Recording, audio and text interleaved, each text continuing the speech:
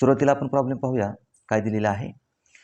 Ultra modern company limited was incorporated on 1st August 2015 to take over the business of modern company as a going concern from 1st April 2015.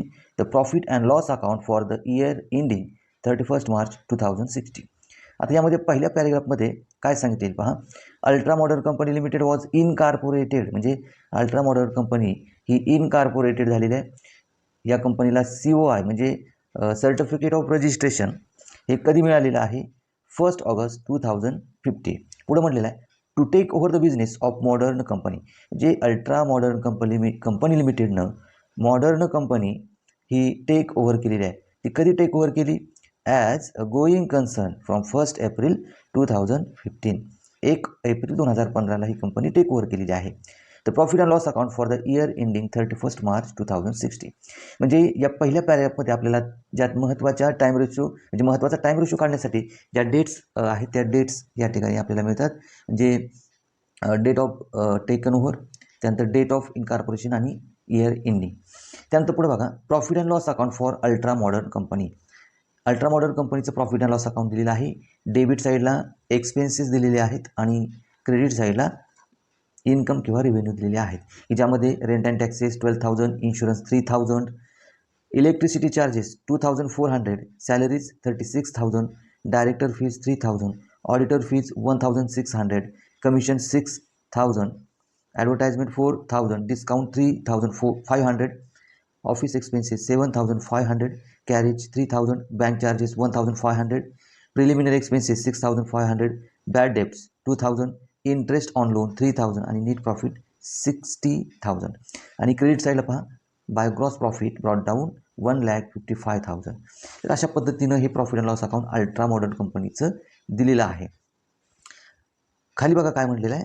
The total turn over for the year ending 31st March 2016 was ₹5 lakh. म्हणजे ultra modern कंपनीचा 31 मार्च 2016 अखेर जो turn over आहे किंवा जो एकूण cells आहे, बरोबर आहे, हा सेल्स किती दिलेला आहे 5 लाख दिलेला आहे. तर यावरून आपल्याला या टर्न ओव्हर किंवा सेल्सवरून आपल्याला सेल्स रेशो काढावा लागतो. पुढे म्हटलेलं आहे divided into ₹1,50,000 for the period up to 1st August 2050. म्हणजे 1 ऑगस्ट 2015पर्यंत 1.5 लाखाचा हा सेल्स दिलेला आहे. आणि पुढे म्हटलं and ₹3,50,000 for the remaining period. आणि कंपनी म्हणजे इयर एंडिंगपर्यंत 3,50,000 म्हणजे हे 1.5 लाख आणि हे 3,50,000 असे 5 लाखाचा हा वर्षाचा टर्न ओव्हर किंवा सेल्स दिलेला आहे. हा सेल्स रेशो काढण्यासाठी आपल्याला महत्त्वाचा असणार आहे. पुढे काय म्हणलं as certain the profit earn prior to incorporation of the company. जे आपल्याला या ठिकाणी प्रायरचा जो प्रॉफिट आहे तो प्रॉफिट या ठिकाणी काढायचा आहे. तर यामध्ये बघा आता प्रॉब्लेम पाहत असताना पहिल्या परिच्छेदामध्ये डेट्स दिलेले आहेत. सेकंडमध्ये या ठिकाणी प्रॉफिट अँड लॉस अकाउंट दिलेला आहे आणि हा शेवटचा जो पॅरेग्राफ आहे त्याच्यामध्ये सेल्स किंवा टर्नओव्हर दिलेला आहे. म्हणजे पहिल्या पॅरेग्राफवरून आपल्याला टाईम रेशो काढता येईल आणि शेवटच्या पॅरेग्राफवरून आपल्याला सेल्स रेशो काढता येईल. तर आपण सुरुवातीला या ठिकाणी वर्किंग नोटमध्ये टाईम रेशो आणि सेल्स रेशो हा काढून घेऊ. Working note calculation time ratio, time किंवा त्याला पिरियड रेशो सुद्धा म्हणतात, पिरियड रेशो. आता यामध्ये बघा सुरुवातीला आपल्याला या ज्या 3 डेट्स आहेत त्या काढाव्या लागतील. Date of taken over, second date of incorporation आणि तिसरी डेट आहे date of year ending, date of year ending.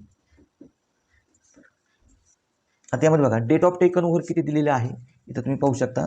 As a going concern काय म्हणले पुढं to take over the business of modern company as a going concern from 1st April 2050. बरोबर आहे.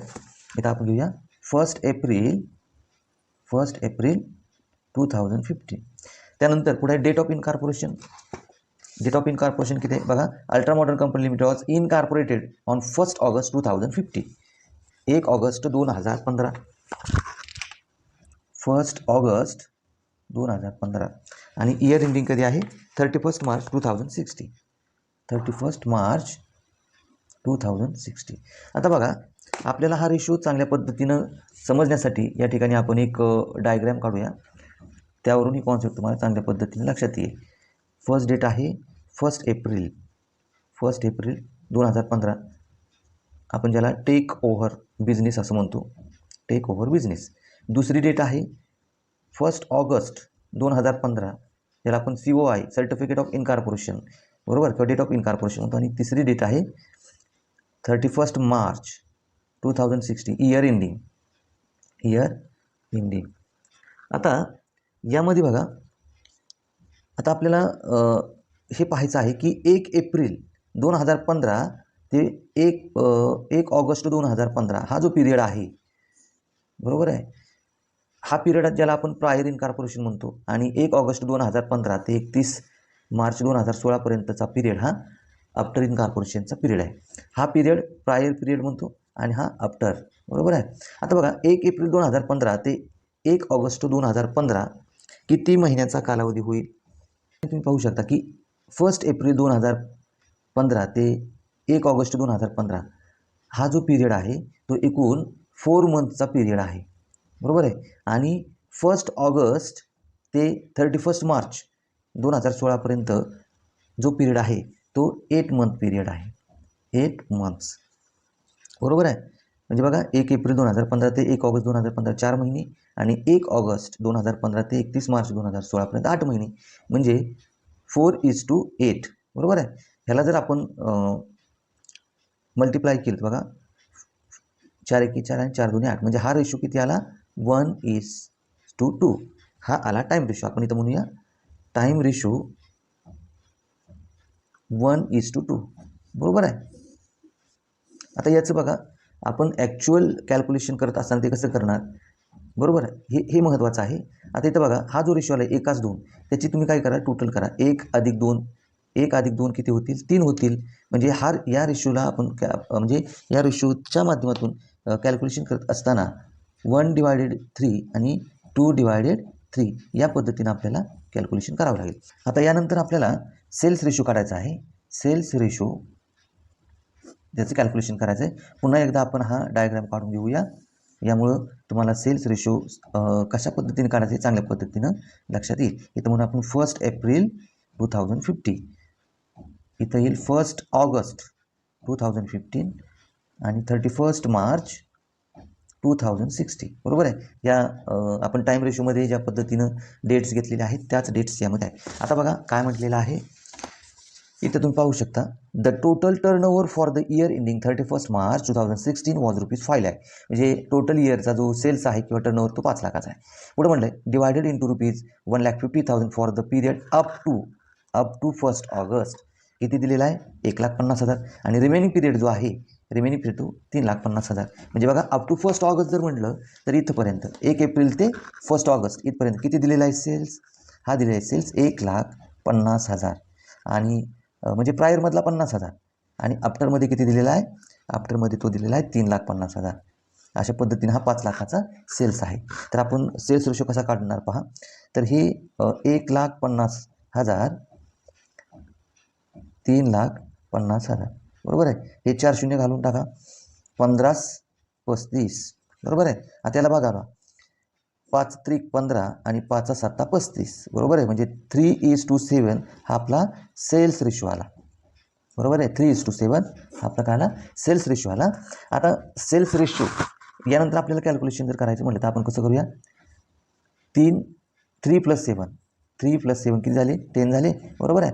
म्हणजे 3/10 आणि 7/10 या रेशोनं आपण काय करणार या ठिकाणी कॅल्क्युलेशन करणार. तर अशा पद्धतीनं टाईम रेशो आणि सेल्स रेशो आपण कॅल्क्युलेट केलेला आहे. तर आता आपण डायरेक्ट प्रॉब्लेम सोडूया. आपण काय म्हणलेलं आहे statement showing calculation of profit and loss prior to incorporation. आता यामध्ये आपल्याला जे स्टेटमेंट आपण तयार करतो आहोत हे स्टेटमेंटसुद्धा म्हणजे बघा हे सुद्धा प्रॉफिट अँड लॉस अकाउंटमध्ये जे आपण स्टेटमेंट बनवतो अगदी त्याच पद्धतीचं हे स्टेटमेंट आहे, फक्त याला होरिझॉन्टल टाईपचं हे स्टेटमेंट आहे बरोबर आहे. आता प्रत्यक्ष प्रॉब्लेम सोडवताना तुमच्या लक्षात येईल अगदी सोप्या पद्धतीनं आपल्याला हे कॉलम बनवायचे असतात. त्यामध्ये पहिला कॉलम पर्टिक्युलर्स, दुसरा बेसिस ऑफ अपॉर्चमेंट, तिसरा आहे रेशो, चौथा प्रायर टू इनकॉर्पोरेशन रुपीज, आणि शेवटचा कॉलम आहे आफ्टर टू इनकॉर्पोरेशन रुपीज. आणि इथं जागा शिल्लक असल्यामुळे मी वर्किंग नोट म्हणलेलं आहे. याच्यामध्ये आपण म्हणूया एक टाईम रेशो किंवा ज्याला पिरियड रेशो म्हणतात, बरोबर, टू टू, बरोबर आहे. म्हणजेच काय तर आपण 1/3 अँड 2/3 या पद्धतीने त्याचं कॅल्क्युलेशन करणार. त्यानंतर सेकंडला सेल्स रेशो आपण म्हणूया. सेल्स रेशो किती काढलेला आहे 3:7. 3:7 म्हणजे त्याचं कॅल्क्युलेशन आपण कसं करणार 3/10 अँड 7/10 या पद्धतीने आपण त्याचं कॅल्क्युलेशन करणार आहोत. तर आता प्रॉब्लेम सोडत असताना 1 बाय 1 आपण प्रॉब्लेम सोडूया. आता यामध्ये बघा कधीही नेट प्रॉफिट जर काढायचं म्हटलं income minus expenses is equal to profit. Profit जर काढायचं म्हटलं तर इन्कममधून एक्सपेन्सेस आपण काय करतो मायनस करतो, म्हणजे आपल्याला त्यातून प्रॉफिट मिळतो, बरोबर आहे. आता इथं जर आपण प्रॉफिट अँड लॉस अकाउंट जर बघितलं तर इथं क्रेडिट साईडला ग्रॉस प्रॉफिट दिलेला आहे, हा इन्कम किंवा रेव्हेन्यू असेल, बरोबर आहे. किती दिलं आहे 1,55,000 आणि या 1,55,000मधून हे एक्सपेन्सेस जे आहेत ते मायनस केल्यानंतर प्रॉफिट निघणार आहे, बरोबर आहे. परंतु प्रायरमध्ये किती निघलेलं आहे किंवा आफ्टरमध्ये किती निघलेलं आहे हे काढण्यासाठी मात्र आपल्याला टाईम रेशो आणि सेल्स रेशो हे यूज करावे लागते. आता आपण या ठिकाणी 1 बाय 1 इथं ट्रान्झॅक्शन करणार आहोत. तर सुरुवातीला बघा क्रेडिट साईडला जो ग्रॉस प्रॉफिट दिलेला आहे bye gross profit brought down 1,55,000 दिलेला आहे. तर त्याची एंट्री अगोदर आपण करून घेऊ. पर्टिक्युलर्समध्ये इथं आपण म्हणणार रेव्हेन्यू इन ऑपरेशन. इथं फर्स्ट म्हणूया revenue from operation. Revenue from operation त्याच्यामध्ये काय आपल्याला ग्रॉस प्रॉफिट दिलेला आहे, ग्रॉस प्रॉफिट, बरोबर आहे. तर हा जो ग्रॉस प्रॉफिट आहे बेसिस ऑफ अपॉर्चमेंट आपण सेल्स रेशो अप्लाय करतो, बरोबर आहे. सेल्स रेशो किती दिलेला आहे 3:7, बरोबर आहे. मग या रेशोनं आपल्याला कॅल्क्युलेशन करावं लागेल 1,55,000 रुपये आपल्याला सेल्स ग्रॉस प्रॉफिट दिलेला आहे, बरोबर आहे. आता उदाहरणार्थ इथं बघा ग्रॉस प्रॉफिट किती दिलेला आहे 1,55,000. तर त्याचं आपल्याला काय करायचं आहे प्रायरचे अमाऊंट आणि आफ्टरचे अमाऊंट दोन्ही आपल्याला काढायचे आहे, बरोबर आहे. मग 1,55,000 अप्लाय काय करणार आपण सेल्स रेशो 3:7, बरोबर आहे. म्हणजेच 3/10 1,55,000 गुणिले 7/10. मी तर तुम्हाला म्हटलेलं आहे सेल्स रेशोमध्ये 3/10 आणि 7/10 या पद्धतीने आपण काय करणार आहोत. तर ग्रॉस प्रॉफिटचं कॅल्क्युलेशन सेल्स रेशोप्रमाणे काढण्यासाठी इथं बघा सेल्स रेशो म्हटलेला आहे 3/10 आणि 7/10, बरोबर आहे. 1,55,000 गुणिले 3/10 याचं जर कॅल्क्युलेशन आपण केलं 1,55,000 गुणिले 3/10 जर केलं तर अमाऊंट येणार आहे 46,500 आणि 1,55,000 गुणिले 7/10 केलं तर 1,08,500 एवढी अमाऊंट येणार आहे. ही झाली प्रायरची, ही झाली आफ्टरची, बरोबर आहे. म्हणजे या ठिकाणी बघा प्रायरच्या कॉलममध्ये 46,500 येणार 46,500 आणि आफ्टरच्या कॉलममध्ये 1,08,500 1,08,500, बरोबर आहे. आता क्रेडिट साईडला जे इन्कम दिलेले आहेत किंवा रेव्हेन्यू फ्रॉम ऑपरेशन दिलेले आहेत ते फक्त ग्रॉस प्रॉफिटच दिलेलं आहे, बरोबर आहे. म्हणजे या ठिकाणी आपल्याला काय करावं लागेल याची ज्याला आपण टोटल रेव्हेन्यू असं म्हणतो. तर आपण म्हणणार टोटल रेव्हेन्यू किती आहे 46,500 आणि 1,08,500, बरोबर आहे.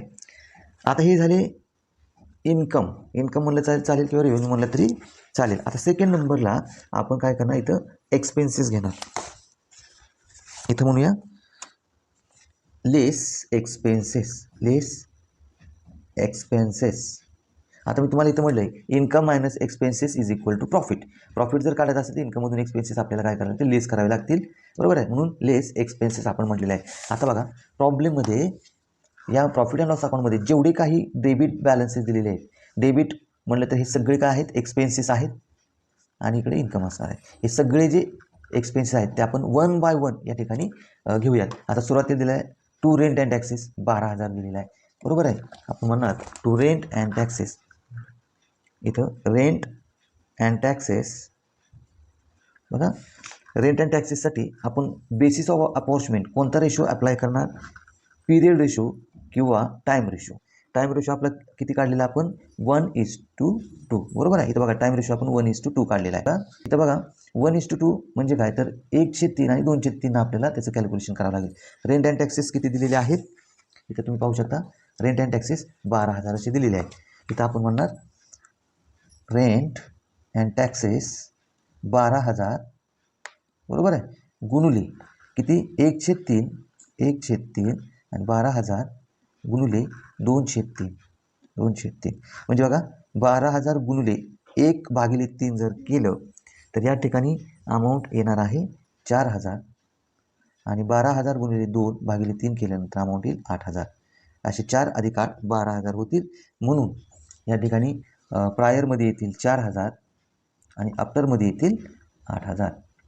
बरोबर आहे. आता याच्यामध्ये बघा सगळ्यात महत्त्वाचं काय तर तुम्हाला फक्त कोणत्या एक्सपेन्सेससाठी कोणता रेशो अप्लाय करायचा हे माहीत पाहिजे. बरोबर आहे. इथं कॅल्क्युलेशन करण्याची मी मेथड तुम्हाला वर्किंग नोटमध्ये तर दिलेली आहे, ती व्यवस्थित बघून घ्या. बरोबर आहे. आता आपण इथं कॅल्क्युलेशन करण्यासाठी वेळ घालवणार नाही आहे. मी डायरेक्ट अमाऊंट इथं घेणार आहे, कारण प्रत्येक ट्रान्झॅक्शनची जर कॅल्क्युलेशन करत बसलं तर व्हिडिओ खूप मोठा होणार आहे. बरोबर आहे. तर आपण इथं ज्या पद्धतीनं ट्रान्झॅक्शन दिलेले आहे ते डायरेक्ट आपण 1 बाय 1 या ठिकाणी घेऊया. आता ज्या पद्धतीनं प्रॉफिट अँड लॉस अकाउंटमध्ये जे काही ट्रान्झॅक्शन दिले आहेत म्हणजे इन्शुरन्स इलेक्ट्रिसिटीपासून अगदी नेट इंटरेस्ट ऑन लोन पर्यंत सगळे जे ट्रान्झॅक्शन आहे ते 1 बाय 1 आपण या ठिकाणी घेऊयात. तर त्यानंतर आहे इन्शुरन्स 3,000. तर आपण म्हणणार इन्शुरन्स 3,000 आहे. बरोबर आहे. इन्शुरन्ससाठी आपण या ठिकाणी पिरियड रेशो अप्लाय करणार. पिरियड रेशो आहे 1:2. अमाऊंट दिलेली आहे 3,000. बरोबर आहे. त्याचं जर पिरियड रेशोनं जर कॅल्क्युलेशन जर केलं बरोबर आहे म्हणजे आता आपण जे रेंट अँड टॅक्सेसचं कॅल्क्युलेशन केलेलं आहे त्याच पद्धतीनं फक्त तिथं 12,000 या ठिकाणी अमाऊंट येईल 3,000. बरोबर आहे. म्हणजे 3,000 गुणिले 1/3 या प्रमाणे जर आपण केलं तर इन्शुरन्समध्ये अमाऊंट येईल 1,000 आणि 2,000. 1,000 आणि 2,000. आता इन्शुरन्स झाल्यानंतर पुढं दिलेलं आहे इलेक्ट्रिसिटी चार्जेस 2,400. आपण घेऊ इलेक्ट्रिसिटी चार्जेस त्याला रेशो आपण अप्लाय करणार पिरियड रेशो 1:2. त्याचं जर कॅल्क्युलेशन केलं तर अमाऊंट येईल 800 आणि 1,600. 800 आणि 1,600. इलेक्ट्रिसिटी चार्जेस झाल्यानंतर पुढं आहेत सॅलरीज आहेत 36,000. सॅलरीज त्यासाठी पण आपण पिरियड रेशो यूज करणार 1:2. बरोबर आहे. सॅलरीज 12,000 आणि 24,000. 12,000 आणि 24,000. त्यानंतर पुढे दिलेले आहेत डायरेक्टर फीज दिलेले आहे 3,000. इथं आपण म्हणणार डायरेक्टर फीज मात्र डायरेक्टर फीज ही डायरेक्ट आपण पोस्टमध्ये घेतो म्हणून इथं आपण म्हणणार पोस्ट. इथं काय रेशो त्याचा येणार नाही आणि पोस्ट याचा अर्थ याची अमाऊंट डायरेक्ट आपण पोस्टमध्ये घेऊया. Director fees 3,000. बरोबर आहे. आणि प्रायरमध्ये त्याची अमाऊंट येणार नाही. आता डायरेक्टर फीज आपण डायरेक्ट पोस्टमध्ये त्याची अमाऊंट का घेतली तर त्यासाठी आपला पहिला व्हिडिओ तुम्ही पहा, जो स्पेशल व्हिडिओ मी टाकलेला आहे त्याच्यामध्ये मी पूर्णपणे एक्सप्लेनेशन केलेलं आहे. आणि ज्या विद्यार्थ्यांनी आपले प्रॉफिट प्रायर टू इनकॉर्पोरेशन या टॉपिकचे जे सुरुवातीचे व्हिडिओ पाहिले नसतील तर त्या अगोदर पाहून घ्या. डायरेक्टर फीज झाल्यानंतर पुढं आहे ऑडिटर फीज जी दिली आहे 1,600. ऑडिटर फीज त्याचीसुद्धा अमाऊंट ही डायरेक्ट पोस्टमध्ये येईल. इथं रेशो काढण्याची गरज नाही.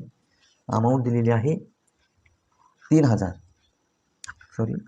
डायरेक्टर फीज 3,000 आणि ऑडिटर फीज ही 1,600 दिलेली आहे. ऑडिटर फीज झाल्यानंतर पुढे दिलेलं आहे कमिशन 6,000 दिलेलं आहे. इथं आपण म्हणणार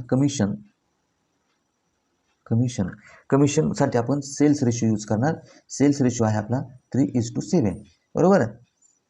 त्याचं जर कॅल्क्युलेशन केलं तर अमाऊंट येईल 1,800 आणि 4,200. 1,800 आणि 4,200.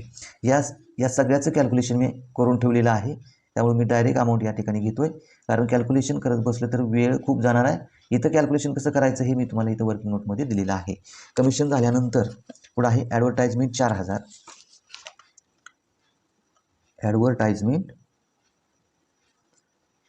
ॲडव्हर्टाइजमेंटसाठी आपण सेल्स रेशो यूज करणार 3:7. ॲडव्हर्टाइजमेंट दिलेली आहे 4000, त्याचं जर आपण कॅल्क्युलेशन केलं तर अमाऊंट येईल 1200 आणि 2800, 1200 आणि 2800. ॲडव्हर्टाइजमेंट नंतर पुढे दिलेलं आहे डिस्काउंट 3500, डिस्काउंट 3500. डिस्काउंटसाठी आपण सेल्स रेशो यूज करणार 3:7. डिस्काउंट दिलेला आहे 3500. कॅल्क्युलेशन जर केलं तर अमाऊंट येईल 1050 आणि 2450. डिस्काउंट नंतर दिलेलं आहे ऑफिस एक्सपेन्सेस 7500.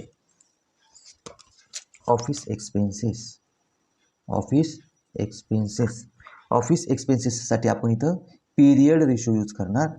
पीरियड रेशो आहे 1:2. ऑफिस एक्सपेन्सेस दिलेत 7500. कॅल्क्युलेशन जर आपण केलं तर अमाऊंट येईल 2500 आणि 5000. ऑफिस एक्सपेन्सेस झाल्यानंतर पुढे आहेत कॅरेज 3000 दिलेले आहेत. कॅरेजसाठी आपण सेल्स रेशो यूज करणार. सेल्स रेशो दिला आहे 3:7. बरोबर आहे. याचं जर कॅल्क्युलेशन जर केलं तर अमाऊंट येईल 900 आणि 2100. कॅरेज झाल्यानंतर पुढे दिलेत बँक चार्जेस 1500. बँक चार्जेससाठी आपण पीरियड रेशो यूज करणार 1:2. कॅल्क्युलेशन जर केलं तर अमाऊंट येईल 500 आणि 1000. बँक चार्जेस नंतर पुढे दिलेत प्रिलिमिनरी एक्सपेन्सेस 6500.